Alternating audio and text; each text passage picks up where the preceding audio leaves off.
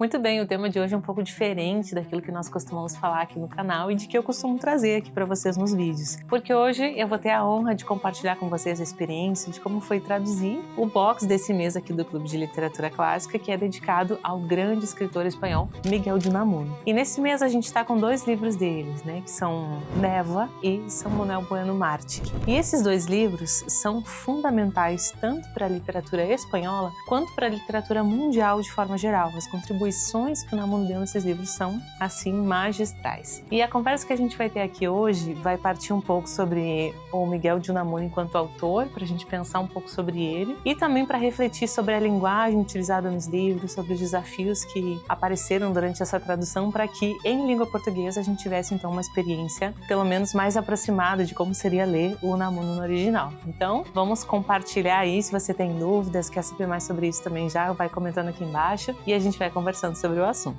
Vamos lá!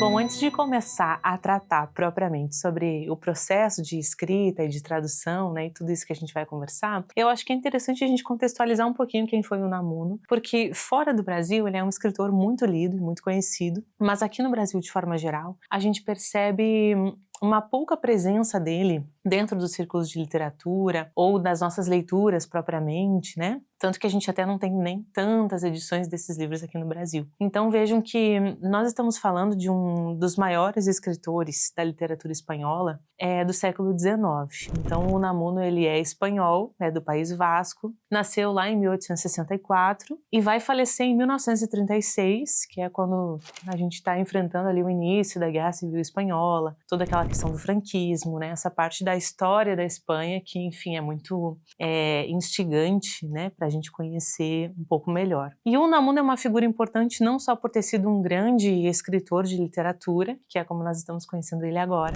mas também por ter sido filósofo, poeta, ensaísta, professor e, inclusive, ele chegou a ser reitor da Universidade de Salamanca, que é nada mais nada menos do que a primeira universidade da Espanha e uma das mais importantes do mundo até hoje. Então a gente está falando aí de um autor que assumiu uma posição de importância na cultura espanhola que realmente ultrapassa muitíssimo esses anos em que ele viveu. E ele forma também parte de uma geração que a gente chama de geração de 98, que é um grupo de intelectuais espanhóis aí muito importante e que foi um grupo que, digamos que reagiu à crise nacional depois da perda das últimas colônias espanholas, lá em 1898. Então vejam que nós estamos lidando com uma figura inquieta, porque, de certa forma, o Unamuno ele não é uma figura assim, digamos que com um pensamento muito permanente, né? Ele é um cristão, mas cheio de dúvidas. Ele é um racionalista, mas ele também é apaixonado pela fé e isso aparece muito nos textos dele. Ele é um conservador, mas que de certa forma também chega a ser progressista e vice-versa. Então todas essas aparentes contradições no pensamento dele vai acabar também desembocando na sua obra, e inclusive na sua obra literária, que é o que nós vamos falar um pouquinho hoje. E do ponto de vista técnico, o Unamuno é muito interessante porque ele, de certa forma, renova o romance espanhol. Ele vem num momento em que, enfim, a trajetória da literatura espanhola é muito ampla, né? A gente está falando de séculos aí de produção anterior ao Unamuno e produções muito avançadas, né? A Espanha já tinha tido Cervantes, né?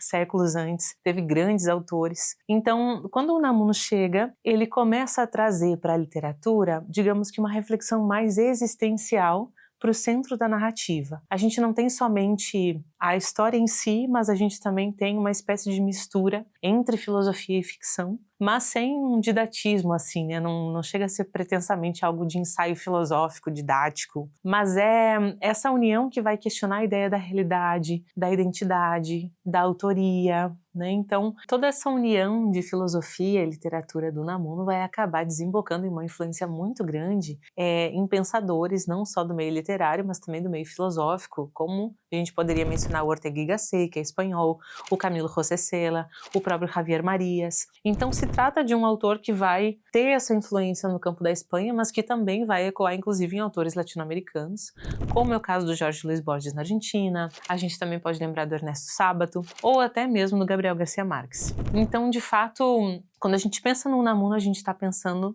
em um autor que enxerga a literatura como uma espécie de campo de batalha entre a razão e a fé, entre esses paradoxos da vida humana, e que faz com que a gente pense um pouco na vida como esse romance mal resolvido, como essas construções muito mais reflexivas, existenciais, do que propriamente, às vezes, até literárias. Isso, claro, também tem grande influência da filosofia da época, né? Então a gente vai ter ali os existencialistas começando, né, a filosofar muito sobre esses temas, e o Unamuno vai acabar sendo uma ponte também para que a gente veja isso na experiência do texto literário. Agora, vamos pensar um pouco na escrita do Unamuno por si mesma, né? Todos esses dados em relação ao Unamuno são muito interessantes, mas o que eu queria trazer mesmo para vocês é essa experiência de escrita e de tradução do texto, pensando que nós estamos falando de um escritor que não é tão distante, afinal a gente está falando ali de final do século XIX, início do século XX, então é um escritor bastante próximo temporalmente de nós. Inclusive, linguisticamente, quando a gente pensa do ponto de vista de linguagem, ele também não é tão distante assim, porque, primeiro, ele parte do espanhol, que é uma língua irmã, né, do português,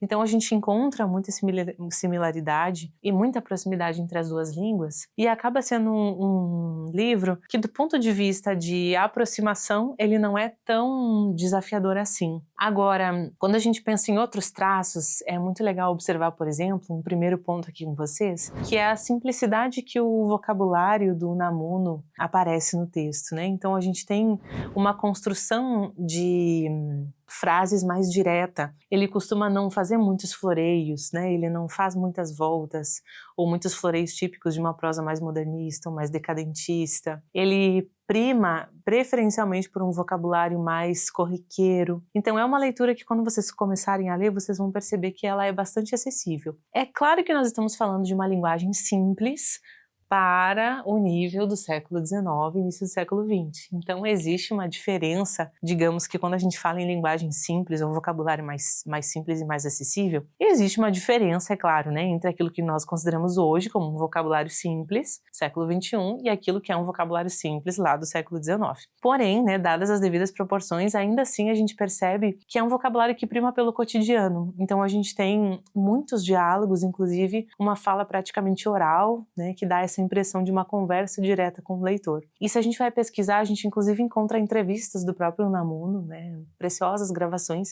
em que ele comenta sobre isso, sobre essa importância e essa intervenção da oralidade no texto escrito, né, da palavra viva no texto escrito. Então, ao mesmo tempo que a gente tem esse vocabulário mais acessível, a gente também vai ter uma simplicidade que parece tratar de temas corriqueiros e por isso seria superficial, porém é um engano, né, que a gente pense assim, porque é nessa simplicidade e acessibilidade de vocabulário que a gente vai ter um canal muito grande para que ele nos traga todas as suas ideias filosóficas, as suas angústias. Então, de fato, é um autor que consegue, por meio de uma linguagem mais acessível, nos levar a grandes reflexões. Isso é interessantíssimo durante a leitura do texto dele. Outra coisa que aparece muito é, digamos que, uma estrutura de frase mais quebrada, mais emocional. Ela é mais próxima da fala, até mesmo assim. Porque conforme a gente vai lendo, principalmente Névoa, que é o romance principal, a gente percebe que existe uma grande, né, interferência em relação a frases mais curtas, interjeições, reticências, exclamações, porque a gente entra dentro da cabeça do protagonista, que é o Augusto Pérez, e a gente vai acompanhando ele nas digressões que ele faz de pensamento.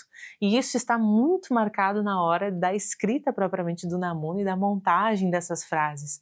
A gente vai ter repetição, depois a gente vai ler alguns trechos juntos, mas a gente vai ter essa repetição de termos, essa fala mais entrecortada, assim como quando a gente está pensando sozinhos, né, ou refletindo sobre algo, assim, conosco mesmos, né, assim, com os nossos botões, que a gente fica pensando e tem uma estrutura muito mais entrecortada e cheia de exclamações e reticências, né, do que seria, por exemplo, em uma palestra ou até mesmo um vídeo como esse que a gente está aqui conversando. Então, existe um uso muito grande de perguntas retóricas, e essas perguntas muitas vezes são, inclusive, acompanhadas de respostas, né, ou respostas ambíguas, ou silêncios. Então, é uma construção que passa sempre por essas quebras de padrões em relação, inclusive, à pontuação.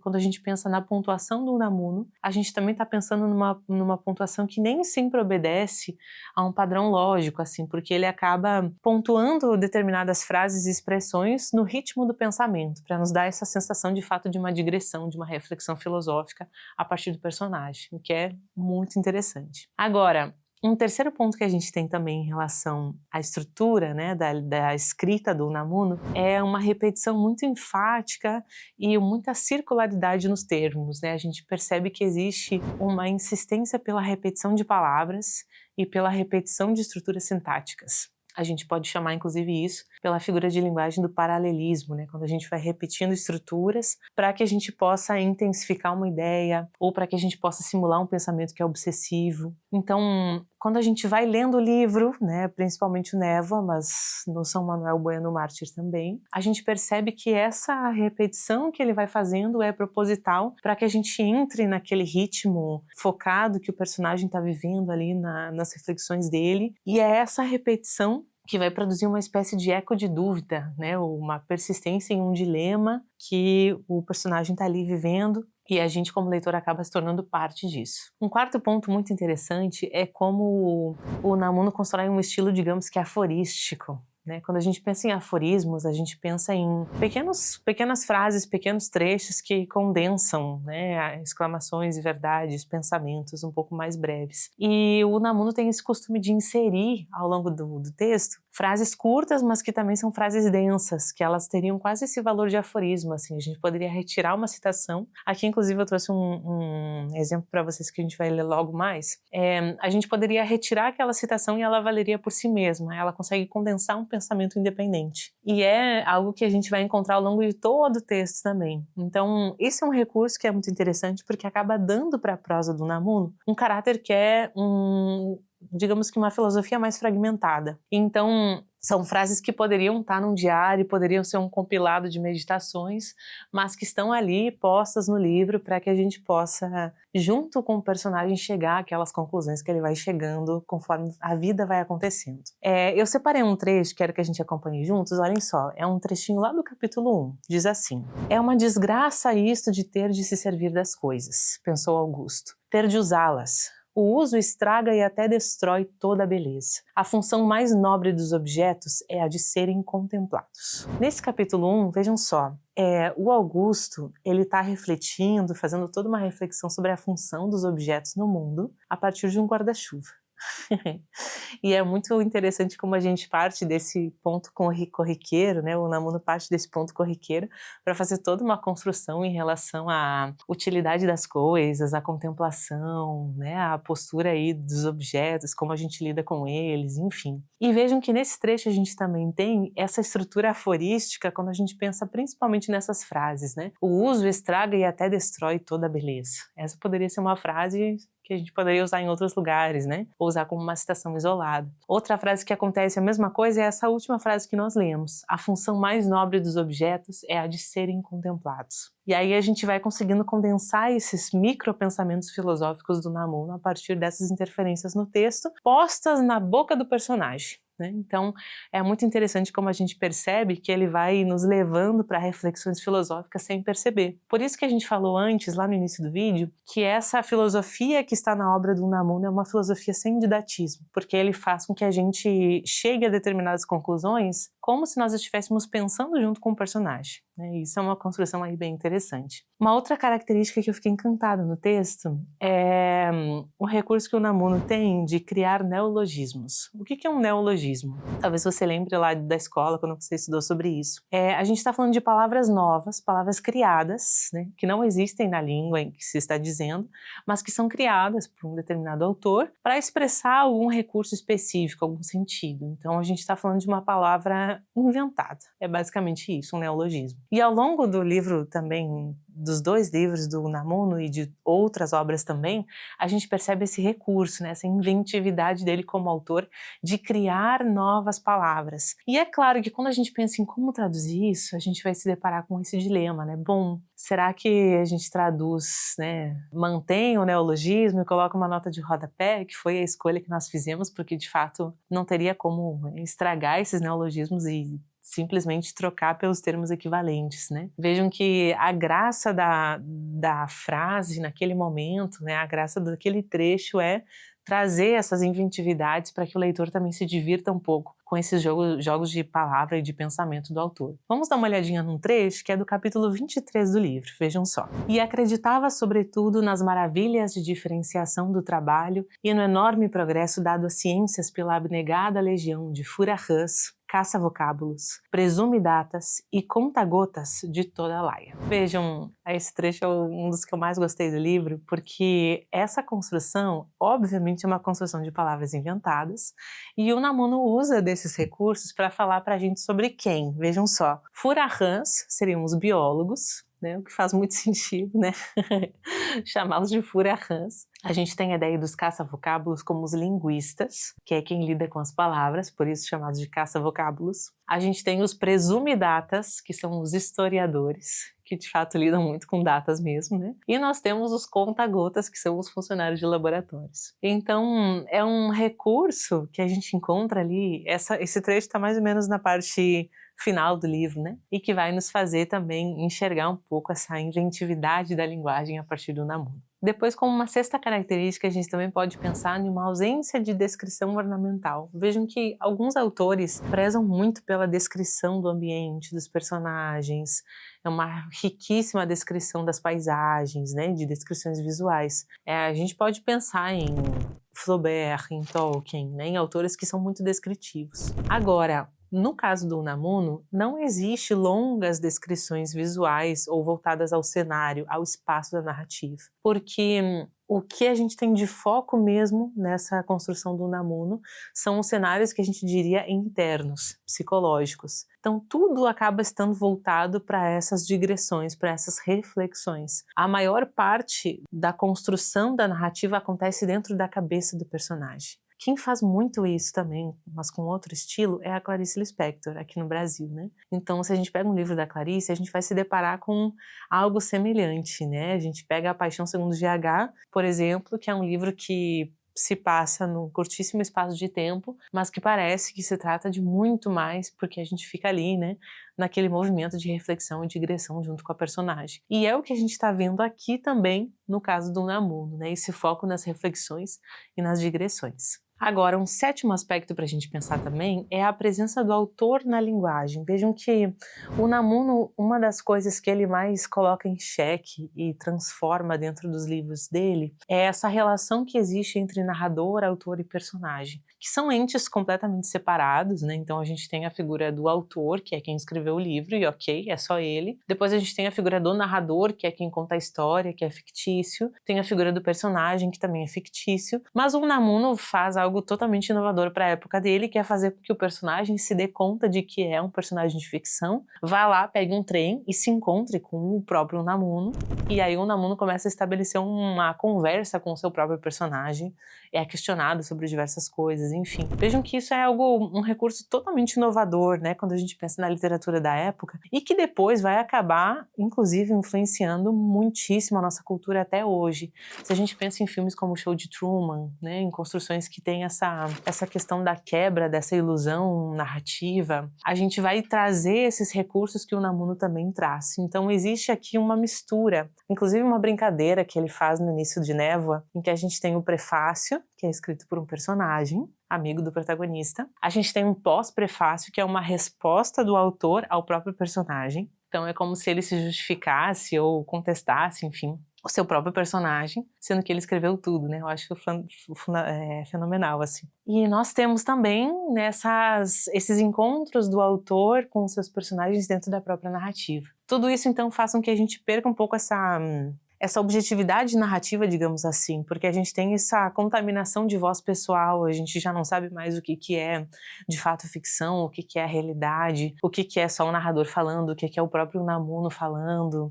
Essas vozes se misturam muito no texto. E esse é um recurso que inclusive vai dialogar com o recurso do teatro, é um oitavo elemento que eu queria trazer para vocês. Existe um conceito que a gente chama de conceito de quarta parede, né? Talvez seja mais familiar para alguns, para outros ainda não. É um conceito original do teatro. Quando a gente pensa num palco, a gente pensa num palco que tem a parte de trás, tem as duas paredes laterais, e quando a peça está sendo encenada, tudo acontece ali dentro do palco, então é como se a gente tivesse uma quarta parede imaginária que está na frente, separando o público dos atores, né? E em geral, os atores não falam diretamente com o público. Em geral, né, os atores eles estão ali encenando a sua história, vivendo no seu mundo e não tem essa consciência de que estão numa peça de teatro, de que estão com o público assistindo. Mas depois, com o passar do tempo, se começou a realmente quebrar essa quarta parede. Então começa a ter esses recursos de que o personagem se dá conta de que é um personagem, de que o personagem ou o autor falam com o público. Então começa a romper um pouco essa quarta parede fictícia e a gente começa a ter um pouco de consciência da ficção. É um recurso muito interessante, estratégico, né, para determinadas peças. E é algo que o Unamuno faz aqui em um momento em que não era muito comum que nós tivéssemos, principalmente dentro da narrativa. Já talvez no teatro, mas ainda na narrativa não. E essa é uma das inovações que o Unamuno faz. E vejam que esse é um ponto fundamental para que a gente perceba essa obra em toda a sua inovação. E é um pouco daquilo que a gente também tentou trazer aí ao longo desse processo de tradução e edição, né? Manter essa essência da obra, essas brincadeiras, esse humor refinado que o Unamuno tem, que de fato ele é isso. Ao longo de todo o livro a gente consegue se divertir muito com um humor muito refinado, né? E no processo de tradução em si, a gente vai observando essa necessidade de manter essas estruturas, né? Então, quando vocês pegarem aí o livro, depois vocês voltam aqui e me contam nos comentários o que vocês acharam, se vocês gostaram, enfim. Mas sempre prezando por esse cuidado de que todas as frases, as pontuações, né, as escolhas do autor, o estilo, o vocabulário, fosse, né, de forma máxima assim, mantido para a gente ter toda essa experiência de escrita que eu estou trazendo aqui para vocês, essas características. Então, para que lendo em espanhol a gente tenha uma experiência, mas que para que lendo em português também a gente consiga ter uma experiência aproximada, pelo menos, de todos esses recursos fenomenais que o Unamuno utiliza na sua escrita e que a gente espera que também tenham estado aí preservados na nossa tradução aí nova oferecida aqui pelo clube. E bem, por esses e vários outros motivos, então, a gente pode dizer que o Unamuno é um marco na escrita moderna, né, e que também vai influenciar muitos outros autores. Deixa um grande legado para a literatura espanhola, para a literatura mundial e para a cultura de forma geral, né? A gente pode até não saber em que medida o Unamuno afeta outras expressões artísticas, mas certamente ele está ali de alguma forma influenciando e deixando a sua marca. Mas me conta aí, você já conhecia o Unamuno? Você já se sentiu como o personagem principal, assim, perdido, querendo falar com o autor da sua vida? Você já se sentiu um personagem? Me conta aqui nos comentários o que você achou e a gente se vê no próximo vídeo. Até lá!